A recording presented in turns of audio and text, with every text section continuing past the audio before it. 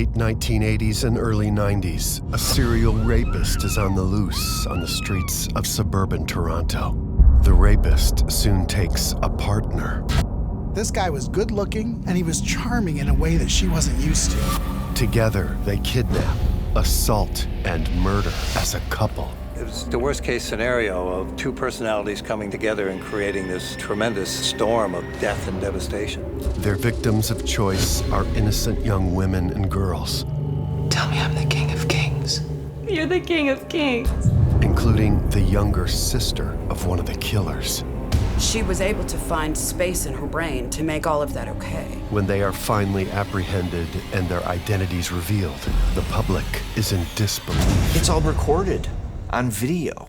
And when the two beautiful suspects turn on each other, authorities don't know who to believe. I don't think he swayed her or she swayed him. I feel they were equal. Until a horrifying series of videotapes reveal the truth. Meet Paul Bernardo and KARLA HOMOLKA, AKA the Ken and Barbie Killers. A beautiful couple with unthinkably dark secrets. That's the thrill of it, to see what they could get away with. Until murder made them famous.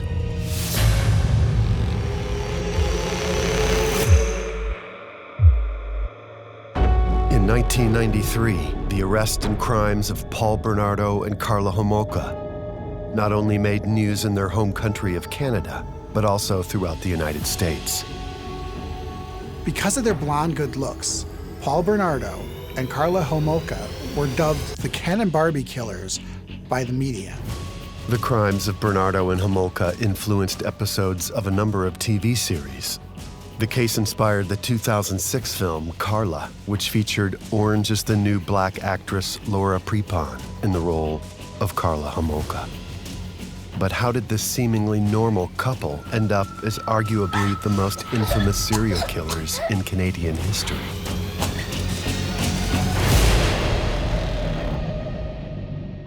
KARLA Leanne Homolka grows up in St. Catharines, the largest city in Canada's scenic Niagara region.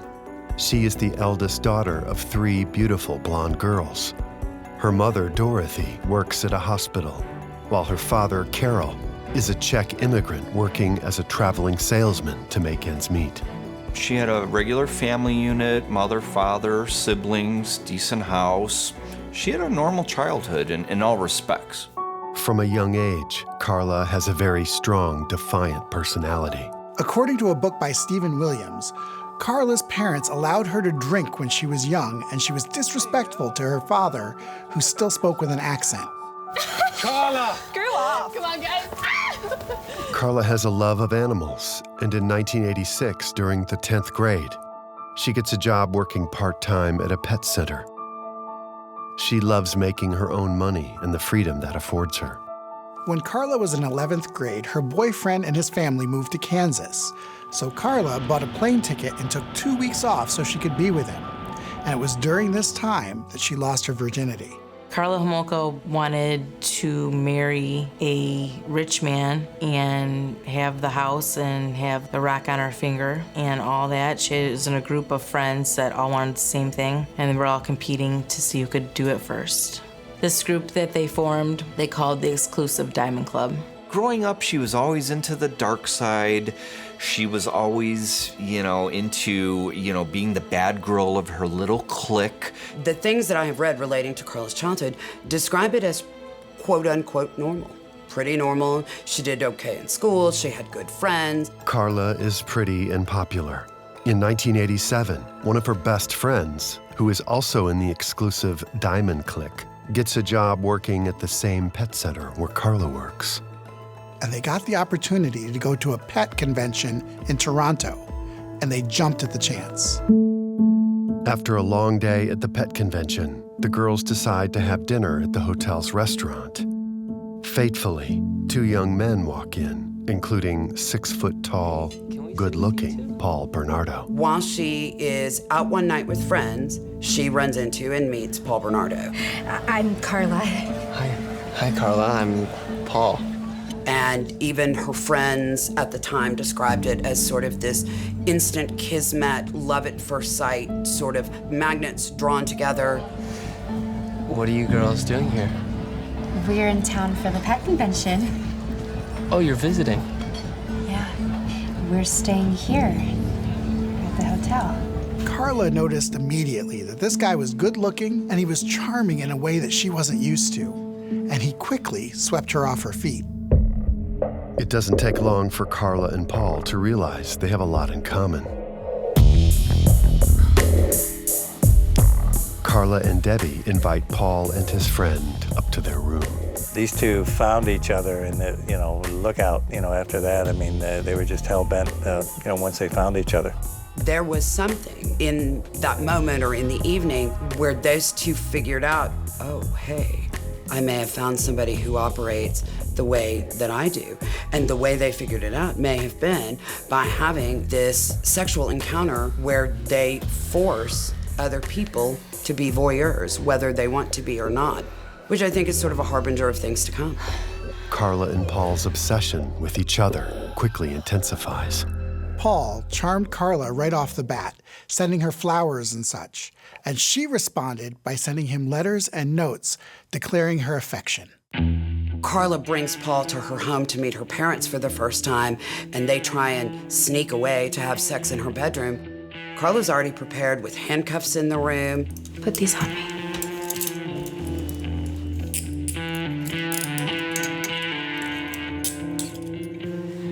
Now pull up my skirt. Karla's parents are also under Paul's charming spell. They don't mind the 6-year age difference between their teenage daughter and Bernardo, and refer to him as their weekend son because of the amount of time he spends in their home. But what do they really know about Paul Bernardo? When you look at Paul's life, he learned a lot from his father because how his mother was treated. Paul's mother was forced to live in the basement of the home, and that's just not normal. Ken Bernardo had an extremely abusive relationship with Paul's mom. He would treat her like an object, like material. Moo! He would call her bitch, call her it, and just imagine how Paul reacted to that and how that kind of affected his mindset at such an early age.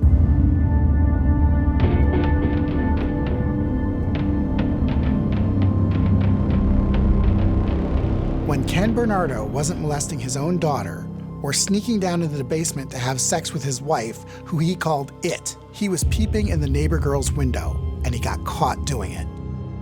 It's really interesting because Paul wasn't his biological son, but he sure was a chip off the old block. Paul grows up to be a charmer, and in the early 80s, after graduating high school, he begins attending the University of Toronto and studies accounting. His sexuality is, of course, blossoming at this age, so he starts learning how to woo women and kind of lure them and how to say the right things to them, in order to basically get in their pants. A couple of months after meeting, Paul and Karla spend the Christmas holidays together. Paul gives Karla a teddy bear, which she names Bunky. In return, she gives him a coupon for, quote, sick, perverted acts. At the beginning of their relationship, Karla's 17, Paul's in his early 20s, so she's a child at this point. So she is looking up to Paul as a somewhat of a role model, but she also wanted to appease him. She saw him as her king, and she wanted to do, whatever it took basically to make him happy.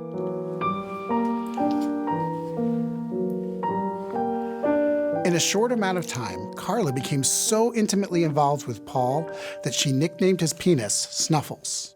By early 1988, as Paul and Karla's relationship deepens, there is a frightening predator stalking Paul's hometown of Scarborough, Toronto, one who has started attacking and raping young women. The attacker's MO involves grabbing women from behind and dragging them to a secluded location. He then fondles his victims and forces them to make self-deprecating comments. We know that he would usually approach the victims in a wooded path or somewhere where there was a lot of protection and somewhere he could pull them into covertly. He usually attacked them from behind.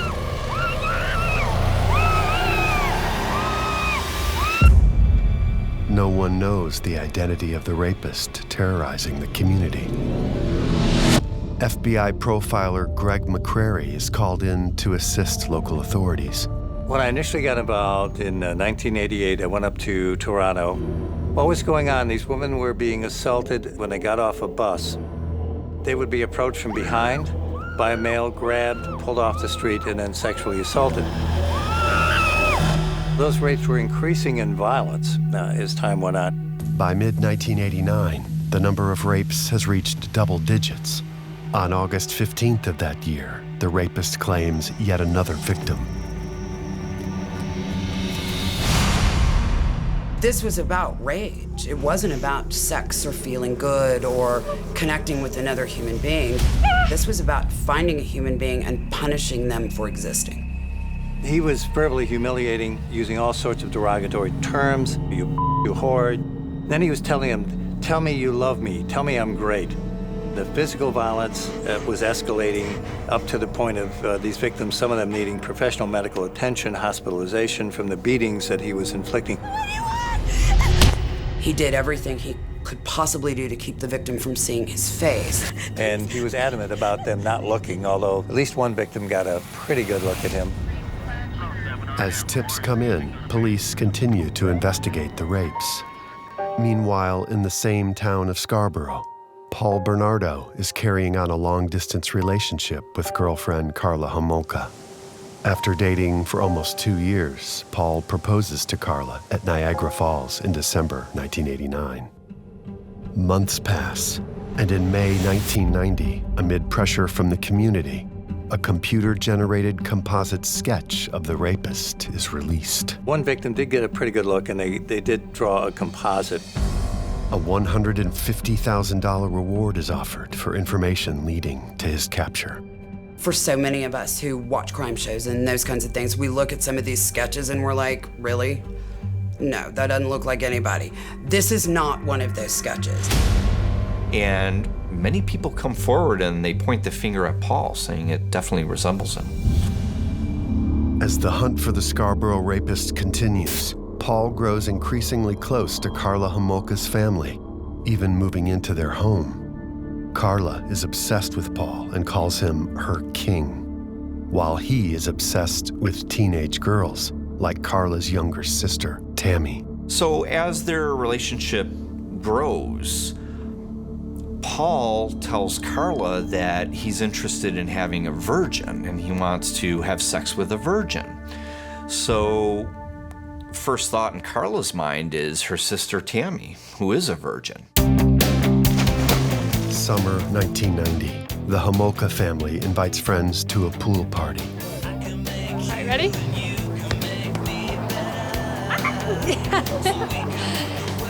You've got quite a kick there. Have you been practicing? Really? You can tell? Of course. I've been watching you. Paul offers to go to the store to get more beer. Sure, I'll go. Can I go too? Of course.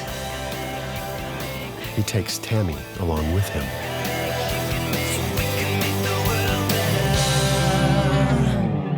So this trip that Paul and Tammy took to get some cigarettes and alcohol was supposed to be an hour or two round trip, but they are gone for like 6 hours and everyone's wondering where they went. So when they do wind up coming back, he tells her that, well, you know, we were kind of messing around and making out. Meanwhile, the sketch of the Scarborough rapist floods the airways and anonymous tips pour in. In November 1990, authorities question Paul Bernardo due to his resemblance to the sketch. I know I look like the picture on this paper. I have some friends that have teased me about it, but I don't think it's very funny at all. He was very compliant with the authorities, offered up whatever they needed. I mean, I would never do anything like what this guy has done to a woman. This guy's gross. Well, legally, you're not obligated to give us a blood sample, but if you do, it would allow us to scientifically eliminate you from any further suspicions. Sure thing, officers. He just couldn't be more helpful or more cooperative, which in the eyes of the investigators kind of lowered their concern about him being a suspect. So what did they do?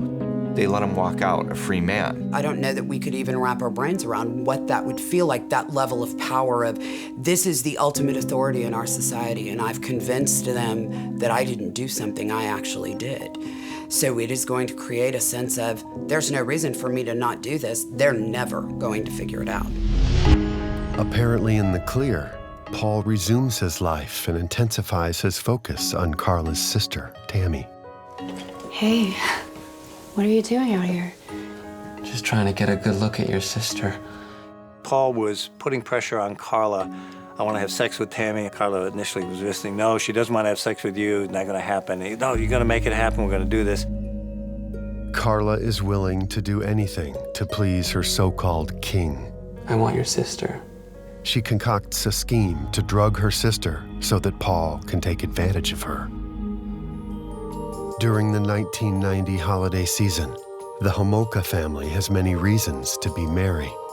Tammy will turn 16 on New Year's Day, and Karla and Paul's wedding is on the horizon. On the Sunday before Christmas, the Homolka family gathers to celebrate. Once Karla's parents retire for bed, she and Paul are finally able to execute their twisted plan. Let me get you another drink, Tammy. Okay. 6 months before their wedding, Karla steals anesthetic from the veterinarian where she works and winds up administering it to Tammy in this drink she makes her, a Christmas cocktail drink, in order to knock her out. Karla crushes up Halcyon sleeping pills and laces Tammy's drink with them. She will also use halothane, an anesthetic, to ensure that Tammy stays unconscious while being raped. I believe Karla was the driving force behind that. It was her idea to get the drugs and the halothane and everything to drug her.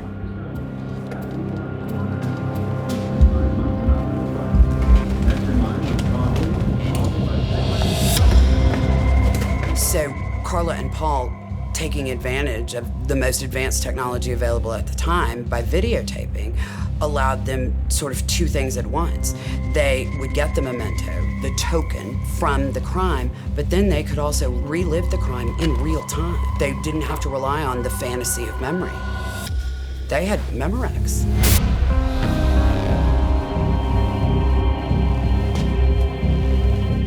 Offering her sister up to this outsider tells you that she was perfectly okay with this experience being stolen from her sister, while her sister was not just intoxicated, but was essentially anesthetized, because she was able to find space in her brain to make all of that okay. But what's also shocking, perhaps the most shocking, is Karla's sexually assaulting her own sister as well. As the sexual encounter is happening, Paul instructs Karla to perform oral sex on her own sister, on Tammy. This is her biological blood sister that she has been raised with, probably from a time so early she can't remember the sister not being there. Imagine all this is occurring in the same household where Karla's relatives are in the same house, literally above. Paul pulls away as the 15-year-old Tammy begins to vomit. Oh my God. Okay. She is now unconscious, and after failed attempts to revive her, she remains unresponsive. They start dressing her, changing her clothes, thinking of a story to tell, and this is all an attempt to cover up the crime. With her sleeves. So they're washing her clothes and doing whatever they could do while the ambulance is on the way. My sister, she's not breathing. Tammy Lynn Homolka chokes on her own vomit and is later pronounced dead at a local hospital. Police question Paul and Karla about the burn marks on Tammy's face. There were halothane burns around her mouth and nose, which means the substance had to have been close enough to make skin contact, whether it was direct skin contact or just the gases coming off of it, burning her skin. But Paul and Karla claim they are rug burns, sustained when they dragged Tammy to the floor to perform CPR. Even though there's this kind of small mountain of evidence, that shows that something nefarious went on here. It was deemed an accidental death.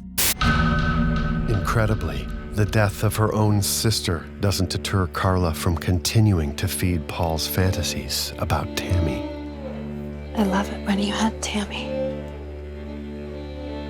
I love that you took her virginity.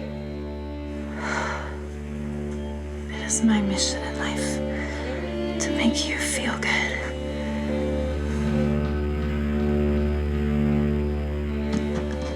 And that's why I'm gonna marry her. During sex, the couple even uses a photo of Tammy, and Karla role plays as her murdered sister. I'm your little virgin. Hi, Tammy.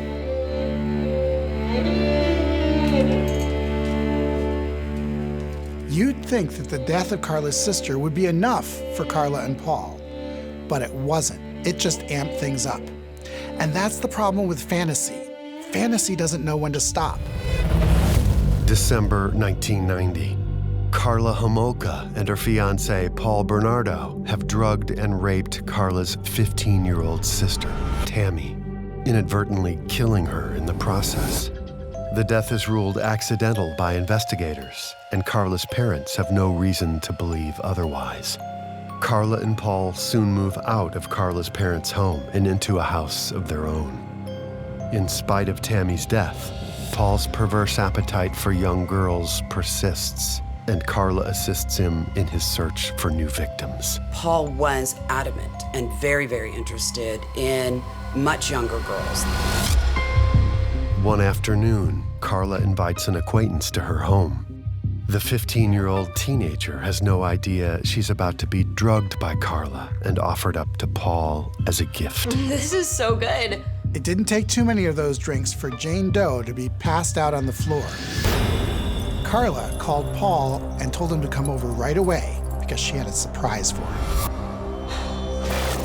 Her boobs are bigger than mine. But mine are better. You don't get many of these killer couples, but usually it comes about as a combination of two psyches that have always wanted to act on their fantasies, and it just takes someone to pour gasoline on the other's fire. And that's what this case was a perfect example of that. Karla keeps the victim unconscious by holding halothane over her nose and mouth. The couple then take turns videotaping each other as they rape the girl. Smell her hair again. I believe KARLA HOMOLKA at times saw her relationship to be faltering, where Paul Bernardo was losing interest in her, and she found victims for him and herself. Beautiful, baby. To kind of keep the relationship going. Beautiful. The unnamed victim wakes up the next day, feeling ill. The girl wakes up in the morning and walks out the door, and because of the drugs used, she's none the wiser of what's happened to her. On June 15th, 1991, 2 weeks before Paul and Karla's wedding, 14-year-old Leslie Mahaffey has been locked out of her home. Leslie Mahaffey was under strict curfew by her parents at the time. They had warned her numerous times, you have to be in by this time or we're gonna lock you out. But she was a little bit of a wild child as a young teenager, maybe out partying and hanging out late and running around a little bit. While cruising the streets late at night, Paul spies young Leslie alone. Oh, God. What are you doing here? I live here, and I got locked out of my house. I have nowhere else to stay tonight. You got a cigarette? Yeah. Come here.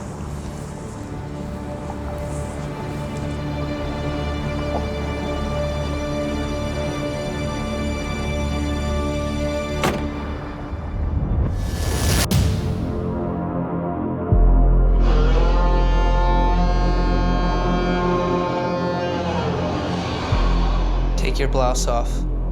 He had the perfect partner in crime right there with him.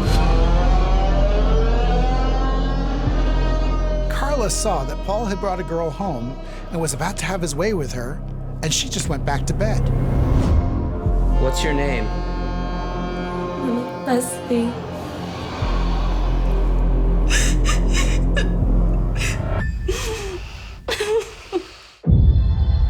The next morning, Karla realizes that her fiancé and his victim are still in the house. She's allegedly certain Paul is raping the young girl she saw the night before and is conflicted. I think part of the dynamic we also have to understand with Paul and Karla is every time a girl was brought home, Karla was both exhilarated but also extremely threatened because Paul did a lot of psychological abuse and left Karla feeling all the time that at any point in time she could be replaced. Paul Bernardo has raped and videotaped Leslie Mahaffey for hours before his fiancée joins him. I want to see my family and my brother. Tell me I'm the king of kings. You're the king of kings. This is probably one of the saddest incidents, I think, personally, in their entire career, because it comes out later that between these repeated rapes, they're giving her this teddy bear to hold on to as some sort of comfort.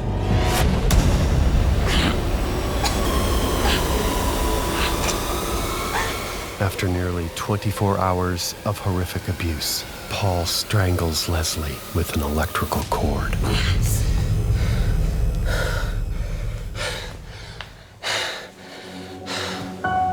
Hours later, Karla's parents visit the couple for Father's Day, while Leslie Mahaffey's body lies in the cellar. Leslie Mahaffey's body was in the root cellar of the house when they had the parents over for dinner, and Karla was just fine with all that. I mean, she had no problem, with any of this stuff. At the same time, also probably giving them a tremendous rush of knowing that their parents are wandering around over the head of a dead girl. On Saturday, June 29th, 1991, Paul Bernardo and Karla Homolka marry in grand fashion in front of family and friends. While the newlyweds celebrate their wedding on the streets of Niagara, there is a shocking discovery at nearby Lake Gibson. 14-year-old Leslie Mahaffey's corpse has been found in pieces. Her body had been dismembered and was recovered had been put in cement blocks, and some fishermen discovered those cement blocks in Lake Gibson reservoir. That the level of the reservoir goes up and down, and it went down, and some of these cement blocks were found, and then that's how that body got discovered. So no doubt, I mean, we've got a murder and a dismemberment and things going on. Leslie's dismembered body is removed from the lake. Meanwhile, newlyweds Paul and Karla are bound by more than just marriage vows. The thing that bound them together was the secret. These are two people that don't really value societal rules or norms. So something as silly and ordinary as a 2,000-year-old wedding vow is not going to be very important to them, but protecting that secret and being able to act on that secret again would be incredibly important. But Karla doesn't know that the man she just married has also raped and attempted to assault nearly 20 other young women in and around their town. He's the serial rapist whom police have been hunting for over 3 years. On their wedding night, he tells Karla that he is the Scarborough rapist in hopes that she has these interests in continuing these deviant acts. Karla said that Paul's confession ruined her entire wedding. Not the fact that he was a murderer, but that he was a rapist. No one suspects the newlyweds of the horrific crimes.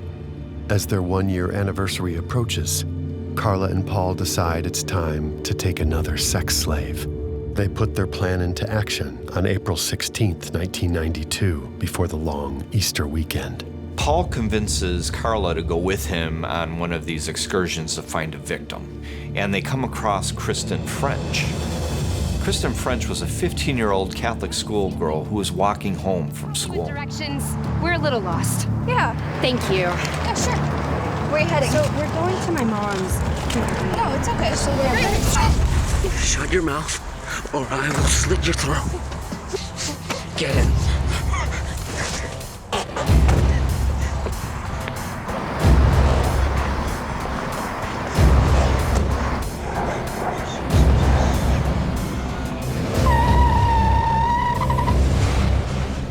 Karla and Paul had this kidnapping completely planned out ahead of time.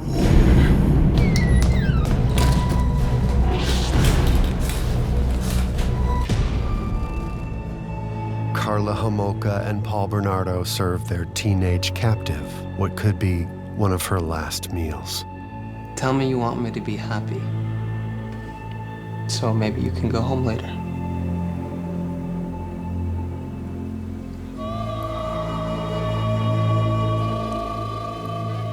I want you to be happy.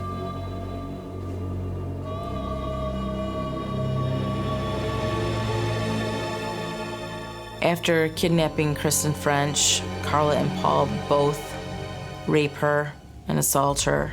They took turns videotaping each other with Kristen French.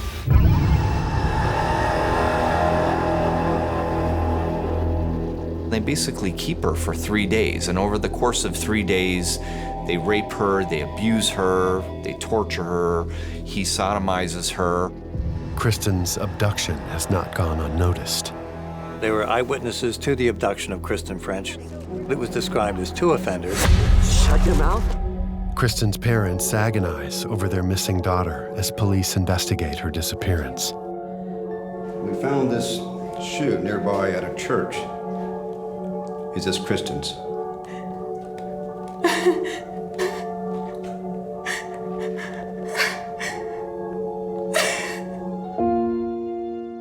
After 3 days of degradation, Kristen is convinced she will be able to go home. But Paul and Karla have other plans. On the 3rd day, Karla had decided that they needed an alibi.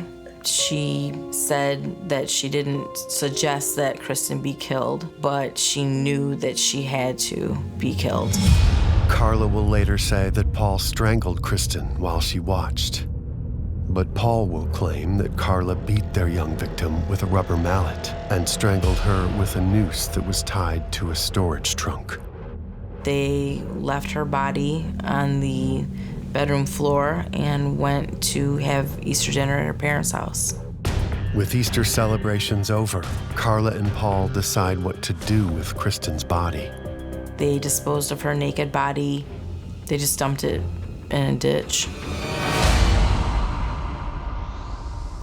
The noose is starting to get tighter out in the community. We know the FBI's been brought in. They've set up an entire task force. There are reports all over the news about Leslie Mahaffey being missing, and now Kristen French is gone.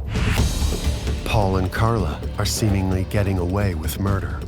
They become so emboldened that they take a disturbing step to demonstrate their mutual love of crime. Paul and Karla decided to change their last name to Teal, after the rapist and murderer Martin Teal from the movie Criminal Law.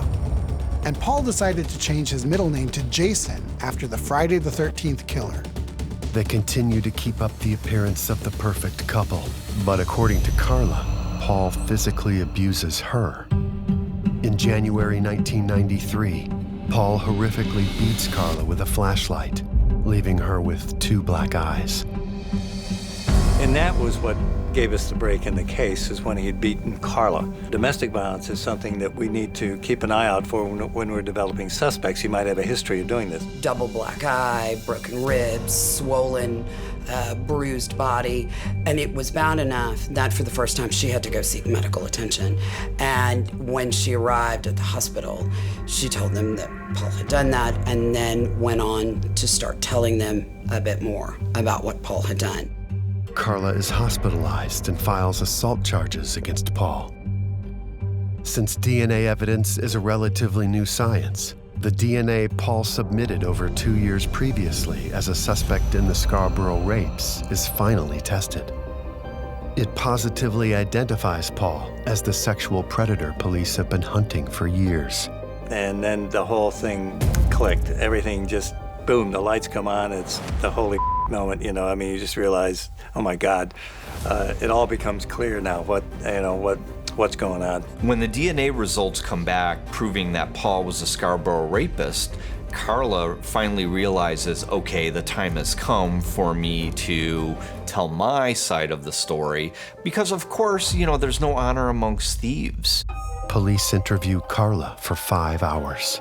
And I thought they did a good job with the interview because they went out and they interviewed her about the domestic assault, but they also asked questions about the murders and about Scarborough. She closed the door, oh my God, they know everything.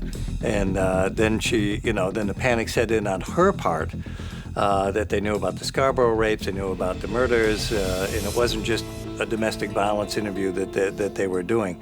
And then it was, then that locked in because right after that she got an attorney, which was a very good thing from the point of view of resolving the case, because now that wedge is driven in there between them, and she's looking out for herself, and now she's playing let's make a deal on this thing. So now we're really on the road to really getting this thing resolved conclusively at that point. On February 11th, 1993, she meets with attorney George Walker and reveals her secrets. I'm here because my husband killed my sister, Leslie Mahaffey, and Kristen French. And there are videotapes of the sex with them, but not the killings. I looked for them before I left, but Paul must have moved the tapes. I was sure, as sure as I could be, that he would have recorded these assaults and that there would be videotapes, and we had to get those because that's the evidence. 6 days later, on February 17th, 1993, Paul is arrested and his house is searched. Karla's attorney sends her to a psychiatric ward for a thorough evaluation to determine if her relationship with Paul is as conspiratorial as it is codependent. According to the book by Stephen Williams, Karla played the victim card when she got to the hospital. She manipulated the doctors who put her in a room clutching her stuffed teddy bear, Bunky. When you look at sort of the Bunky the bear situation and the fact that she still had it with her while they were evaluating her, that was somebody who said, look, I'm gonna bring the victim right in here to this meeting and you're gonna be stupid enough to categorize it as something else. In February 1993, Paul Bernardo, the male half of the soon-to-be named Ken and Barbie Killers, is arrested for a series of rapes and murders. In March, his wife, Karla, is admitted to a hospital for several weeks. Doctors determine that she has PTSD stemming from Paul's abuse. Well, the honest answer is KARLA HOMOLKA was able to fool psychiatrists and other people in my field because we're human. And KARLA HOMOLKA may be better than almost anyone in sort of the serial killer pantheon of being able to capitalize on that. Karla's attorney works out a deal with Canadian legal authorities. Karla will receive a lesser sentence if she tells police every detail about the rapes and murders. Karla names her husband as the sole killer and claims that Paul forced her to take part in the crimes. Initially, when they were searching Paul's house, they couldn't find the tapes. So her story was all they had to go on. And so essentially, they made sort of a devil's bargain and said, okay, we're willing to offer you a markedly reduced sentence in exchange for your truthful and accurate testimony. The French and the Mahaffey families were informed of the deal with Karla, and they decided to proceed with the Crown Attorney's advice. In the plea deal, Karla will get 10 years for the murder of Kristen French and 10 years for Leslie Mahaffey to be served concurrently. She will also receive an additional 2 years for the murder of her sister, Tammy. They wanted to get Paul Bernardo behind bars no matter what. They didn't have any evidence on him securing that, so they needed her to secure the deal. There was a lot of fascination around the time of Karla's plea proceedings and all of that because it almost seemed as if Karla was playing characters, or, to make a bad analogy, pretending to be Barbie. And you think, this is not a person who has any tetherings whatsoever to reality, because how could you ever see that person as being your friend? Because friends don't usually rape other friends. It's sort of a friend rule. Tapes allegedly proving that Karla was a willing participant in the kidnappings and rapes have not been found. But the plea deal is done. Karla pleads guilty to manslaughter while Paul sits in jail, waiting for his trial on multiple counts of murder. The media coins the moniker the Ken and Barbie Killers for the couple. During Karla's trial, a publication ban was issued where the media couldn't report on details of the case.